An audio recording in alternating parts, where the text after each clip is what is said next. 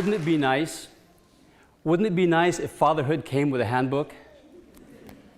I wish it did, especially on my first day as a father, which happened on December 9th, 1996, when my wife Gail gave birth to our firstborn Nathan at Kaiser Hospital in Vallejo.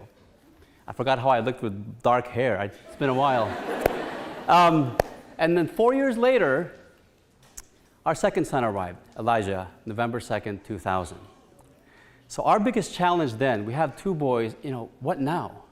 How do we raise two boys correctly, properly at the beginning of the 21st century? Like I said, no handbook, right? What we leaned on, one, is the lessons my mom and dad taught me. Lessons how to say thank you and how to say please. But beyond that, we leaned on our faith in God. Our faith that God would help us as long as we trusted Him. Our faith that God would tell us what to do and teach us what to say. So, fast forward to 2018. I've been a dad for 22 years now. There's my family, 22 years. And here's the thing we realized, that as we were teaching the boys, we also learned some very important life lessons along the way. Lessons that help us with peace, lessons that have resulted in our happiness. And tonight, I would like to share 3 of those very valuable, very important life lessons with you. So, lesson number 1.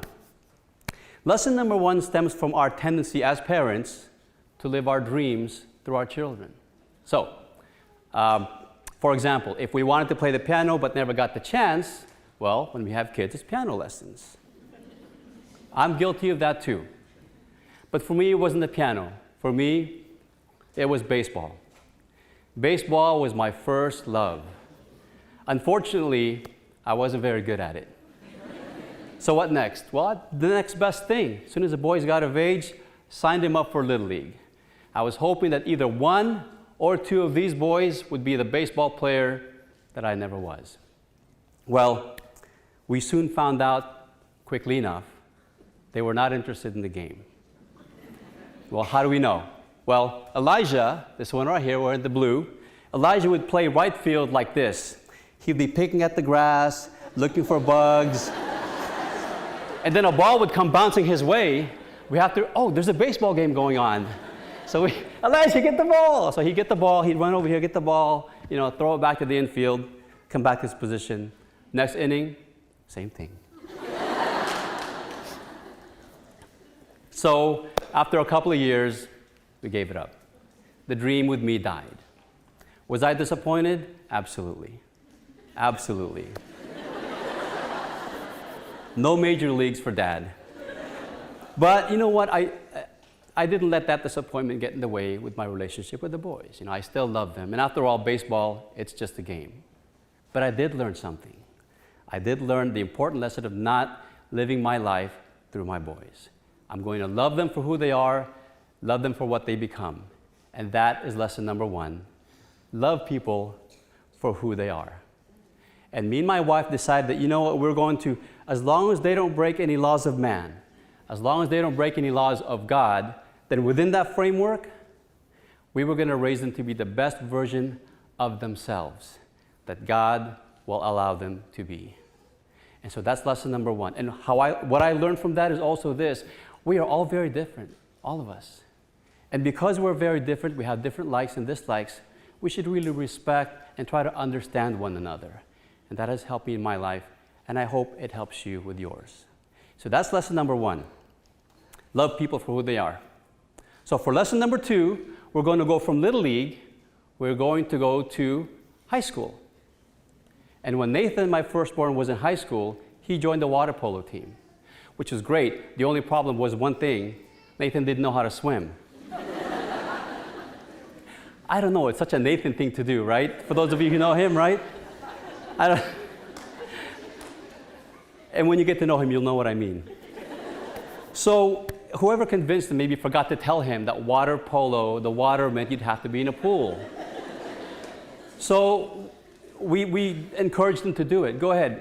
But our advice to him was this: son, pray, do your best, and don't be afraid to fail.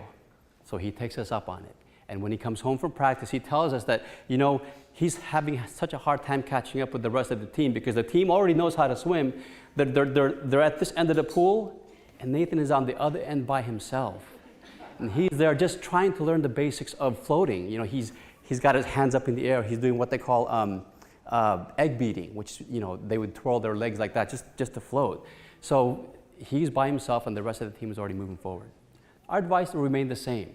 Nathan, pray, do your best, and don't be afraid to fail. So he actually takes up the advice, believe it or not, and at the end of the year, he receives the Most Improved Player Award. Yeah, Most Improved. And actually, he ends up being in that team for all 4 of his high school years. Now, Elijah, on the other hand, my second son, also joins the water polo team. But this time for a different reason. He wanted to join the basketball team. He's using water polo as a way to get in shape so he can try out for the basketball team. Same advice to Elijah. But the thing was, the odds were really stacked against Elijah because, number one, there were already a lot of good players at American Canyon High School. Number two, he wasn't that good.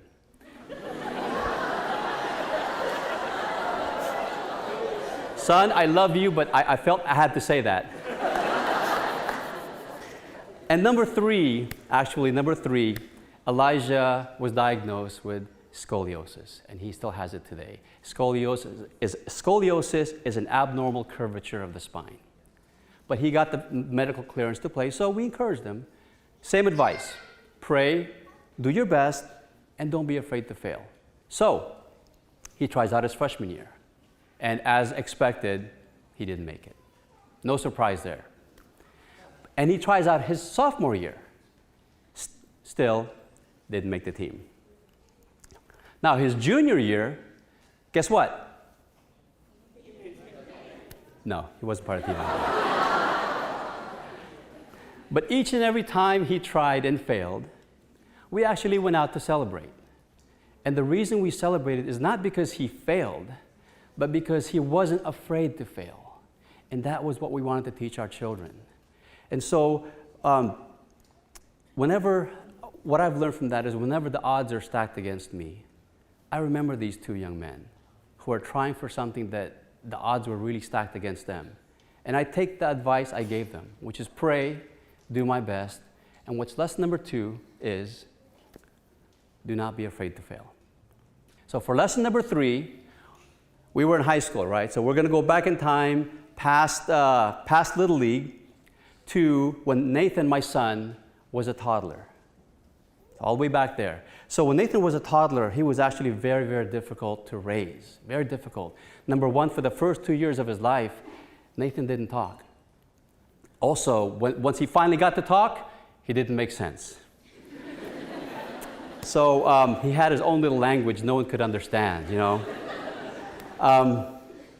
Also, he couldn't process language. It was hard for us to have even just a small conversation. And lastly, Nathan had a tough time focusing.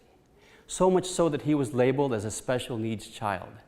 And for the first few years of his schooling, that's what he was labeled as, a special needs child. So we did what we always do, which is ask God for help. Pray for his guidance. Pray for his help.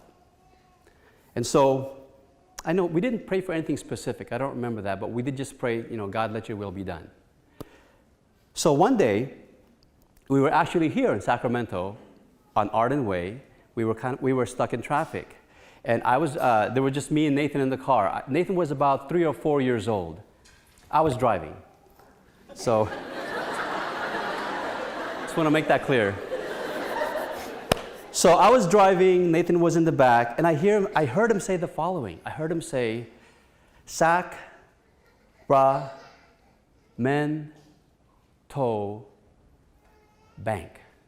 He said that. And I thought, okay, well, maybe he heard something on the radio that he just repeated.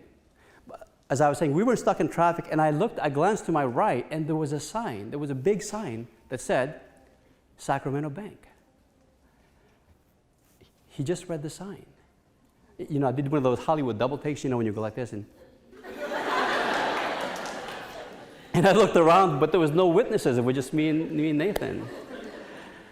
So as it turns out, God had given him a gift to look at letters and kind of decode letters and put words together. So he could read, he just couldn't understand what he was reading. But the thing was, he could read. And Nathan, as a preschooler, had the reading level of a fourth grader. So we just focused on his strengths, started giving him books to read. And so by the time he was in fourth grade, they said, Mr. and Mrs. Antolin, it's time for your son to get out of the program. They exited him from the program. And after that, his grades went just through the roof. It just skyrocketed. And so, but fast forward to his senior year, Nathan graduates as one of 11 valedictorians in his graduating class.